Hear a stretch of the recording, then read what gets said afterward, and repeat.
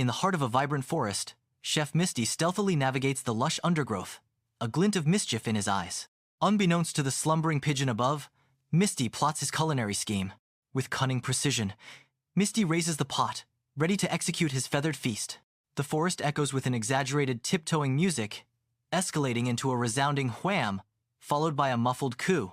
Triumphantly, Misti proclaims, "Pigeon stew with crispy feathers, here I come." The pigeon plummets headfirst into Misti's waiting pot, sealing its fate. Under the cloak of night, a rabbit hops innocently through the forest.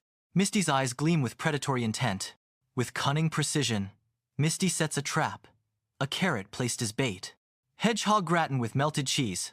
Or maybe rabbit tonight," Misti whispers, anticipation dripping from his words. The trap snaps shut around the rabbit. Trapped, the rabbit struggles helplessly within the confines of Misti's snare. Misti stealthily approaches Madame Chouette's tree, his intentions hidden. Madame Chouette is in serene meditation beneath the tree. Misti raises his pot, mischief glinting in his eyes, ready to strike. With lightning speed, Madame Chouette's arm flashes out, a sharp karate chop echoes. Please follow this page for more videos and share. To be continued. In the shadowy depths of the forest, Chef Misti, disguised in a ludicrous squirrel suit and pink apron, creeps toward his unsuspecting target. The rabbit, lost in blissful ignorance, crunches on a carrot, unaware of the impending doom. With cartoonish clumsiness, Misti raises a casserole dish, poised to strike, every movement punctuated by comical sound effects. Fate intervenes as Misti slips on a carelessly discarded banana peel, sending the casserole crashing down upon his own head. Misti awakens abruptly, bound tightly to a chair, his eyes darting around in confusion. He finds himself in a peculiar kitchen, bathed in bright light, an inexplicable anomaly deep within the forest. A circle of animals wearing colorful aprons surrounds him, their exaggeratedly cheerful faces hinting at something unsettling. The animals chant in unison, their voices echoing through the forest kitchen. "If you're a good cat, you'll get soy. If you're a bad cat, you'll get nothing tomorrow." In Chez Casserole sans viande, Misti, a reformed meat-eater, stands amidst the quiet hum of his vegan sanctuary. He readies a moss smoothie, a forced smile betraying his true feelings about the green concoction. The whir of the blender fills the air as Misti prepares the smoothie. His gaze drifts towards the window, where pigeons soar freely, a wistful look clouding his eyes. The soft clang of a casserole from the kitchen punctuates his longing. A hint of his carnivorous past flickers across Misti's face as he watches the birds. Please follow this page and share for more videos. To be continued. Sunlight bathes the pristine kitchen of Mistigri's restaurant, far removed from the chef's humble beginnings. Mistigri meticulously chops tofu with the precision of a seasoned chef. With artistic care, Mistigri arranges colorful vegetables on a plate, transforming simple ingredients into culinary art. Gentle jazz music fills the air, creating a serene and inviting atmosphere in Mistigri's kitchen. Mistigri surveys his culinary creation, a moment of pride in his carefully crafted dish. Amidst the hustle of Mistigris, an unusual patron arrives, radiating confidence. Pigeon Sensei, unflinching, confidently approaches the counter. With unwavering poise, Pigeon Sensei declares, "I'll take a spicy cactus juice." Mistigri, visibly unnerved, fights to maintain composure. Mistigri, struggling to mask his anxiety, swiftly begins to prepare the drink. The scene unfolds with palpable tension as Mistigri's every move betrays his unease. In Mistigri's restaurant, Pigeon Sensei drinks the juice, then suddenly chokes. Cough! Cough! Pigeon Sensei leaps onto the counter, his eyes blazing with fury. With acrobatic fury, he performs a backflip, launching himself into the air. Poof! He throws a frying pan at Mistigri. Mistigri dodges the pan. The fight begins. The restaurant transforms into a battleground as Mistigri and Pigeon Sensei engage in a furious fight. Pigeon Sensei counters with chopsticks, turning ordinary dining utensils into formidable weapons. Crash pow bong meow you echoes through the restaurant as dishes and furniture are destroyed. Feathers erupt into the chaos, swirling around Mistigri and Pigeon Sensei. The restaurant is in ruins, a testament to the intensity of the battle. Pigeon Sensei prepares to strike. Suddenly, Petite Souris Chef, a tiny mouse in a chef's hat, arrives. Petite Souris Chef shouts, "Stop, you are all crazy." His tiny voice echoes through the restaurant. "Go cook together. The restaurant falls silent, the tension palpable. Mistigri and Pigeon Sensei stand proudly before their dream.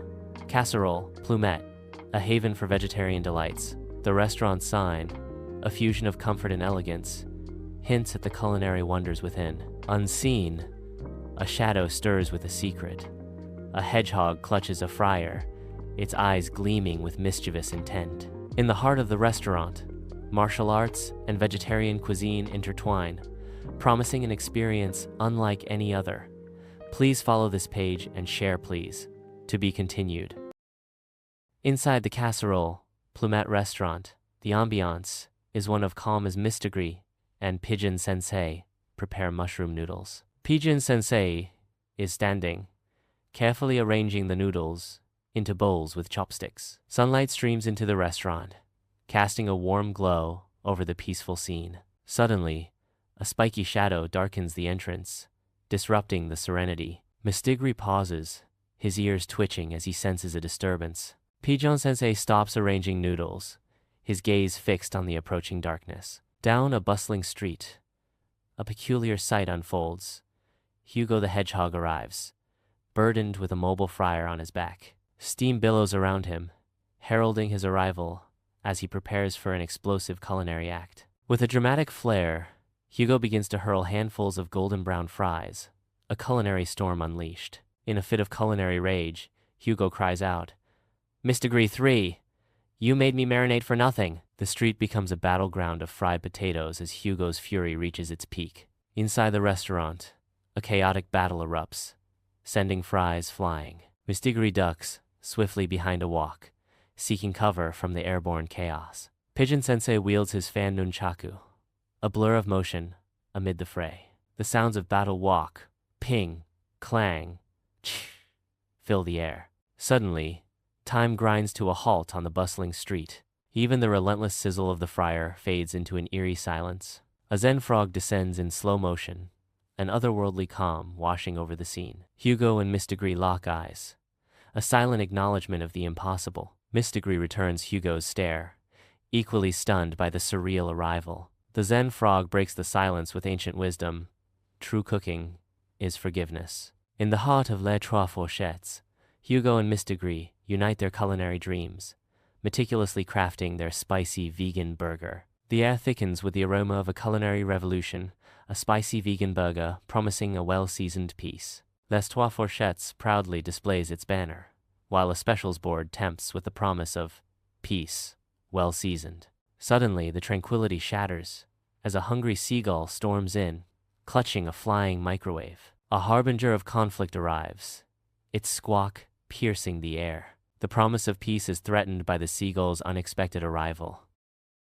Inside the Three Forks, a symphony of culinary precision unfolds. Hugo the Hedgehog's expertise shines as he skillfully flips ingredients in a pan. Pigeon Sensei embodies calm, meticulously crafting sushi with practiced hands. Suddenly, the air crackles with an unexpected battle cry.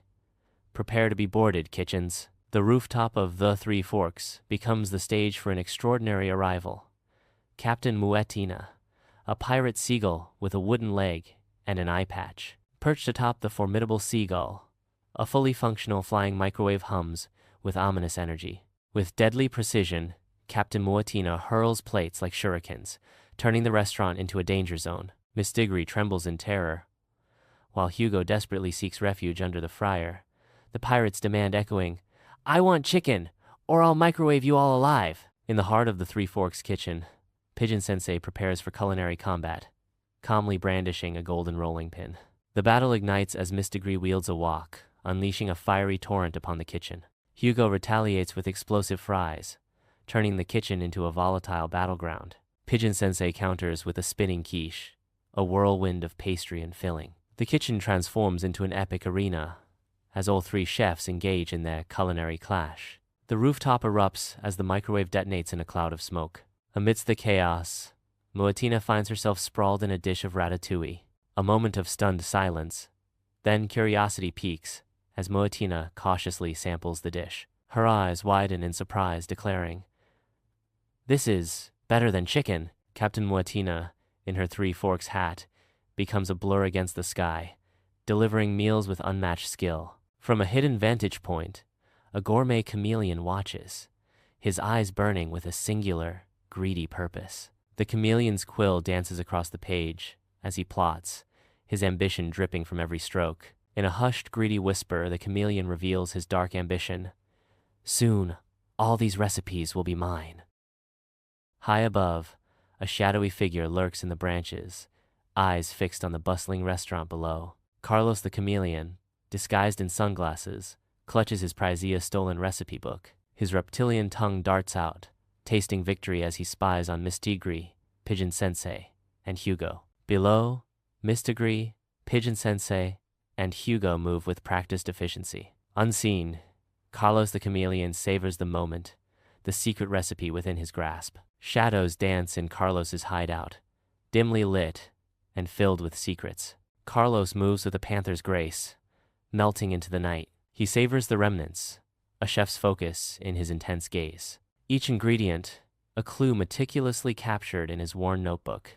In this meticulous act, his dedication shines, eclipsing his shadowed past. Beneath stark, fluorescent lights, the stainless steel kitchen gleams, a battleground of culinary ambition. Carlos, a young chef, his eyes burning with mischief, prepares for an act of culinary daring. With bated breath, he lifts a ball of ultra-spicy wasabi tofu, a green sphere of fiery doom. The moment arrives as he savors the wasabi tofu, his face contorting in anticipation of the explosion. A beat of silence, then the inferno ignites, his features twisting into a mask of delightful agony. With a triumphant cry, Carlos declares, "Boom!" The kitchen doors burst open, a prelude to chaos. Misti storms in, his chef's robe billowing like a battle flag. Hugo, ablaze with fury, brandishes a cheese grater as his weapon. Pigeon Sensei stands ready, a flour blower clutched in his feathered grip. Carlos trembles as Myrtilli cries, "Ooh, a green carrot that's trembling. It's him." Carlos stands motionless in the bustling kitchen, the weight of his actions crashing down. Misti's eyes twinkle with an unexpected offer amidst the kitchen chaos. "Carlos, you have talent, but you don't have friends. Want to cook with us?"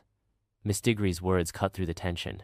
A tear, thick as balsamic vinegar, rolls down Carlos's cheek, a testament to his overwhelming emotions. Carlos is overwhelmed by the unexpected proposition and raw emotion of the moment. The silence hangs heavy as Carlos processes Misti's offer, his future hanging in the balance. Carlos, now the restaurant's secret sauce master, stands tall. He tosses the stolen recipe book into the bonfire, a cleansing act. Vegan barbecue skewers sizzle, a symbol of his redemption. Suddenly, a giant slug oozes into the sewers, an ominous sign. A mysterious voice echoes, "Desert's Maudits." The air grows thick with foreboding. The night veils Les Trois Fourchettes in a sinister glow, its basement windows hinting at unseen horrors. Eerie shadows dance behind the curtains, a silent ballet of the macabre. The unsettling sounds of gloob, gloob, gloob rise from the depths, chilling the air. The sounds intensify, promising a descent into unimaginable terror. The restaurant kitchen is a scene of culinary anarchy, illuminated by harsh fluorescent lights that reveal every detail of the chaos. Amidst the disorder, a chilling message is scrawled in caramel. "I want the ultimate dessert." Misti surveys the scene, his whiskers twitching with concern as he takes in the extent of the culinary crime. Gathering Hugo, Pigeon Sensei, and Carlos close, Misti declares grimly, "Something's not right. We need to investigate." Beneath the restaurant, in the inky sewers, the team ventures into the abyss. The stench of rancid sweets fills the air, hinting at horrors to come. Suddenly, Lily, the slug, emerges from the shadows, a grotesque behemoth covered in spoiled whipped cream. Her weapon of choice, a jelly rolling pin, a mockery of sweet intentions turned sour. Lily's monstrous voice echoes through the sewers.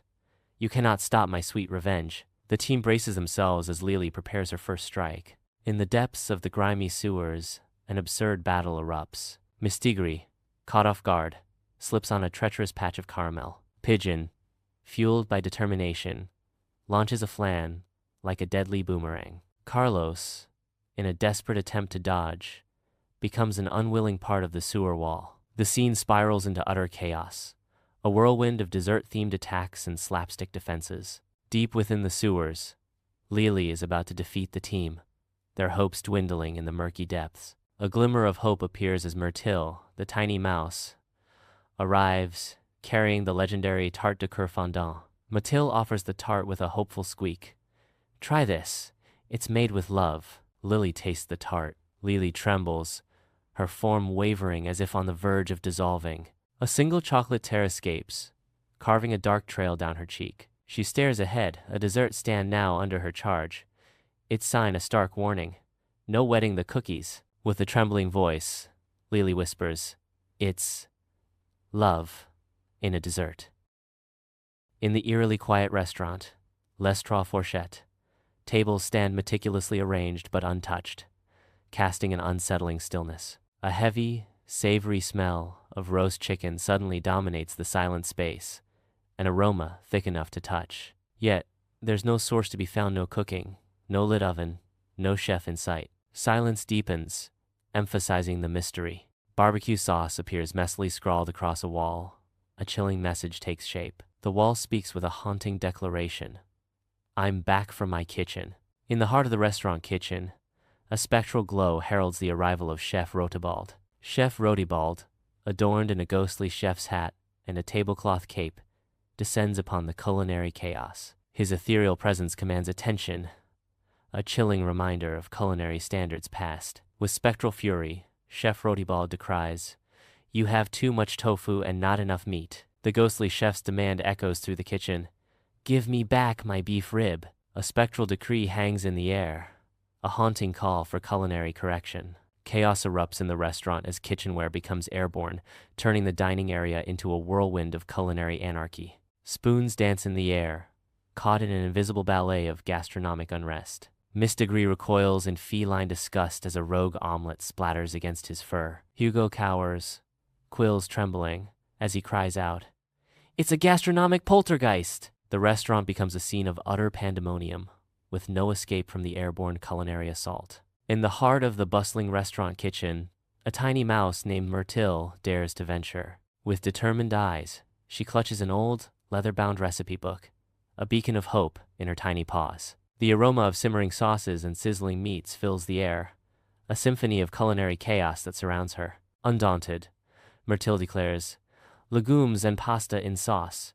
Free this kitchen from your fierce pan." Her voice, though small, rings with unwavering resolve, a challenge to the culinary forces at play. She pauses, awaiting a response, her tiny heart pounding with anticipation and a hint of trepidation. In the heart of the restaurant kitchen, Chef Rotibald's ghost materializes amidst the spectral chaos, his form flickering erratically. The spectral chef unleashes a piercing scream, his ethereal figure spinning faster, engulfed in an otherworldly glow. Suddenly, the ghostly apparition implodes, leaving behind only a lingering, pungent aroma of roasted garlic. In the void left by the departed spirit, a mysterious dish sits nestled deep within the oven's fiery embrace. The narrator whispers the name of the dish, the redeeming gratin. The restaurant breathes a sigh of relief as calm descends, the gentle hum of voices barely audible. A culinary legend, redeeming gratin, is served under the cloak of midnight, a mystical event whispered among the patrons. A ghostly burp echoes through the room, an eerie reminder of the restaurant's haunted past. Suddenly, a chef spider, a culinary master with 8 skilled arms, descends from above, adorned in a jam-stained apron. The jam-stained apron tells a tale of countless culinary creations, a testament to the chef spider's dedication. The once bustling restaurant now echoes with silence, heavy with the scent of fear and simmering sauces. Flies buzz ominously, drawn to the unseen horrors lurking within the kitchen. From the depths of the kitchen hood, a terrifying figure begins to descend. Madame Tarta emerges, her 8 arms stained with jam, a horrifying vision. Her tattered apron and spiderweb toque complete the grotesque ensemble. Madame Tarta shrieks, "You'll never have my perfect pie secret." Amidst the chaos of Les Trois Fourchettes, Madame Tarta descends upon the counter, a tempest of rage and flour. 8 spatulas spin around her like gleaming propellers as she unleashes the demonic upside-down flytrap pie, igniting pure panic. Customers scream as they scramble from their seats, the floor transforming into a horrifyingly sticky trap. Mistigri, eyes blazing with desperate courage, futilely attempts to strike with a rolling pin, but Madame Tarta dodges with impossible grace, weaving a web of molten caramel. In Les Trois Fourchettes, order dissolves into utter chaos. Hugo, a chef, finds himself hopelessly stuck to the refrigerator, a mask of despair contorting his face. "I'm stuck to the fridge. I'm a skewer," Hugo cries out, his voice echoing through the sugary madness. Pigeon Sensei is trapped, encased in a rapidly hardening sugar bubble, his tiny eyes wide with panic. Carlos, in a desperate act, contorts himself to resemble a can of corn, a pathetic camouflage amidst the sugary pandemonium. Inside Les Trois Fourchettes, a culinary storm is brewing, with Myrtille's every twitch signaling impending chaos. The jar of gooseberry jam ascends, a sweet projectile aimed at an unsuspecting target. The jam arcs gracefully through the air, a beacon of sugary doom. Madame Tarta's 8 eyes widen in horror as the sweet threat hurtles towards her. Her voice cracks with terror. "My doom, the cursed gooseberry." The gooseberry jam plunges down, a sticky harbinger of chaos. In the softly lit restaurant, a glass bell jar commands attention. Underneath the glass, Madame Tarta's pastry form shimmers with a sugary glow. A gourmet rat, donning a tiny chef's hat, cautiously approaches the bell jar. He gently taps on the glass, his whiskers twitching with anticipation. From within, Madame Tarta whispers, "Psst, the secret is in the saffron." The gourmet rat responds with respect. "Excuse me, Madame Tarta? I believe you knew my son, Mistigri. I am his father, and I have a proposition." The once elegant dining area is now a disaster, a battlefield of overturned furniture and sugary residue. Amidst the chaos, Hugo, Pigeon, and Carlos work tirelessly, their weariness evident in every movement. A sharp knock pierces the air, shattering the silence and halting their efforts. Every muscle tenses, every breath held as they freeze in place, an unspoken dread filling the room. Hugo's eyes dart around, searching for the source of the sudden intrusion. The unsettling quiet amplifies the tension, a prelude to the unknown. The weathered wooden door groans open, signaling the arrival of Chef Alfredo. Chef Alfredo, a tired, old rat with a Parmesan mustache, peers into the room. His gaze, reminiscent of Mistigri's, sweeps across the room, finally settling on Mistigri. A moment of recognition hangs in the air as Alfredo's eyes lock onto Mistigri. Alfredo speaks, his voice laced with disbelief. "Mistigri, c'est toi?" In Les Trois Fourchettes' kitchen, a culinary showdown erupts. Amid gleaming equipment and vibrant ingredients, Carlos's voice reverberates with commentary. Hugo observes with narrowed eyes, his stern gaze assessing every detail. Myrtille captures the spectacle for TikTok Live, her phone held steady. Hands move with practiced skill, showcasing Mistigri's precision and Chef Alfredo's flamboyant passion. With a theatrical flourish, Mistigri unveils his masterpiece, La Soupe de Coeur, a dish steeped in familial history. The rich aroma of the soup fills the bustling kitchen, captivating every sense. Chef Alfredo, the kitchen's stern arbiter, raises the spoon to his lips, his expression unreadable. Time stands still as Alfredo savors the soup, each note of flavor painting a vivid memory on his face. A single tear escapes, a silent testament to the profound emotion stirred by the humble soup. The kitchen falls into hushed anticipation, every eye fixed on Alfredo, awaiting the verdict that hangs in the balance. The scene opens onto the silent, infinite canvas of deep space, where cosmic wonders unfold. A solitary alien snail, adorned with iridescent colors, drifts through the void. With graceful curiosity, it extends a pseudopod, tasting the essence of a passing shooting star. Its voice echoes across the cosmos. Envoyez Mistigri, la galaxie femme. The end.